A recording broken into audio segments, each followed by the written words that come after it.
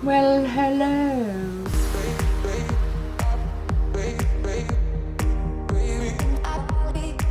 Hi and welcome back to the Polymer Clay channel. So I was doing some research and there's a lot of kind of fidget toys and anxiety toys and all sorts of things that you can use to kind of calm yourself down a little bit. And what gave me the idea, do you remember this I made on a couple of videos ago? Now the beads, I actually really liked playing with them and it was really kind of therapeutic. And I thought, this is a really great idea. So I've decided to make some beads with this in mind. So here we go.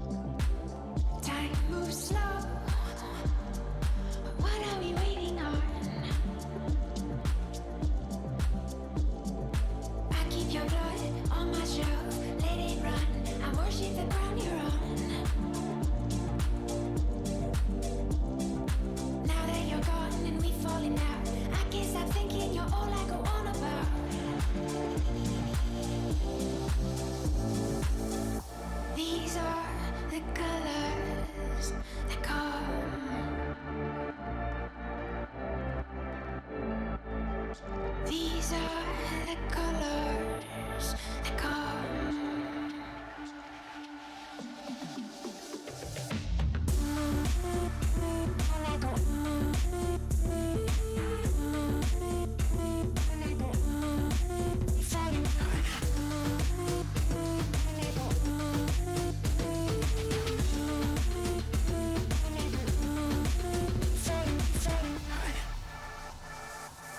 Let you know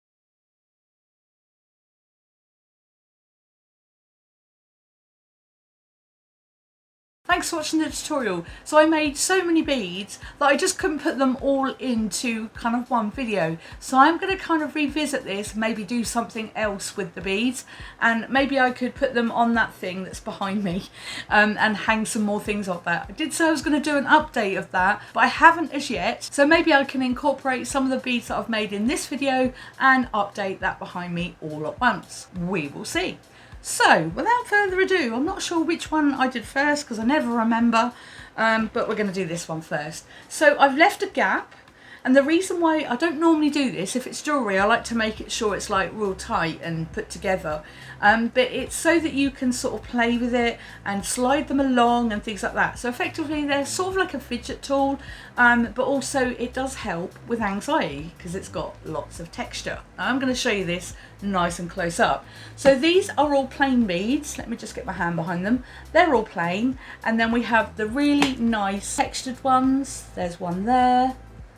And I'm just going to go through all of these so you can get a good idea of how they've turned out. So these have been made with basically just acrylic paint, lots of deep markings, and then paint wiped off really quickly, and that is as simple as that, and they've worked out so well. So this one here is actually my favourite. I went off a little bit so it didn't kind of like go all the way round, but then when I put paint on it I thought, oh, that's turned out really good, and I liked it so much. And then there's this one here where I put some sort of V shapes on them, and then a few more decorations here. Now they don't mean anything, it's just literally markings that I thought would look really pretty. So here's this one. That one is really nice as well, but my favourite one is definitely this one. I don't know what it is. I think it might be the shape or the fact that it's deep enough and it's caught all the paint really well, not really sure, but yeah, this one's quite cool. So right at the top there's all the sort of like plain beads, and it's just nice to kind of just to play with. It sounds strange, but it's kind of therapeutic, like I said. So that is, we'll call it number one. So number two, so this one's a tighter version. So this one you can't slide the beads backwards and forwards, but they're all different sort of shapes. So this one's a lot bigger. These have all got different markings on them, and I'll just show you what they look like. So this one here, this one's got sort of lines on it, and because it's darker clay, I've used a lighter paint, so it's worked out quite well. So there's that one, and this one's just made with dotting tool marks, and then a couple of plain ones, and then one with sort of zigzags on them. And then this one I wanted to do a little bit similar to my favourite one, and I did those lines, and I thought, oh, it's a bit missing, so I put some of those little V shapes in them again. And this one is another one of my favourites. I just find them really interesting to make. This one here doesn't have any mica powder. It's just got a few dots on them because the texture, I think the texture for these sort of things is quite important. Now this one, like I said, you can't move it about because it's quite tight, and I'm not quite sure why I thought that would be right, but to be honest, because it's all nice and they spin around nicely as well, I think based on that, it's okay. So that's number two. Number three, I kind of think I don't accidentally do it. I think I always leave my favourite till the last, but anyway, this is my favourite. So we've got some plain beads at the middle here, and then we've got these ones. Now those beads were made with a dotting tool and then a brown piece of balled up clay pushed into it and then pushed in again. So it's kind of got you know, sort of that sort of look. I think it's quite cool, and I've made a few of those all the way around on this one. This one is exactly the same as well. And then we move on to these ones. Now I absolutely love these ones. So this was these were originally kind of like a beige colour, but when I went in with the brown, it kind of stained the clay as well, which I absolutely love. So if you can look all the way round, look at that. I just think it's such a cool effect, and it makes it look like it's supposed to be that colour as well. So there's this one, again, slightly different pattern, but I did like the V shape on this one. This one I did all the way round, so it has more of sort of a circular sort of motion, and then because I liked it so much, I did another circular one with some dots in there. So that was really fun to make. Now I also did all the spaces for this one as well. So these are made out of translucent clay. Oops, be handy if I could actually get to them. I'll show you this one. This one here, those are spacer beads, and I made all of those as you saw from the tutorial as well. I just like the fact that there's difference in kind of how they feel, and there is a little bit of space in this one, so you can slide them about, but not much. The string that I used is literally, I think this one's classed as wool. I used that. You could use twine, that would be quite nice I think. You could double it up and then it'd be really strong. So on the other ones I used embroidery thread, and so I used these types of needles. They're called doll needles, and it just means they're kind of longer, but they do also have a longer eye, so you can thread sort of thicker or more complicated threads, and it makes it nice and easy. Also, if the holes were big enough on the beads, you wouldn't have had to use pliers like I did, but luckily not many of them broke. I think a couple did, but not many of them did, but it's because I didn't use the right needle or the same needle to pierce the beads, but it doesn't matter, I got it done. But yeah, these are really good if you want to thread a lot of beads all at once. You could even use this sort of technique to make something like a hanging decoration like it is behind me. I think that would work just as fine. So this is how you make worry beads with some acrylic paint and polymer clay. Thanks for watching, and I'll see you again soon.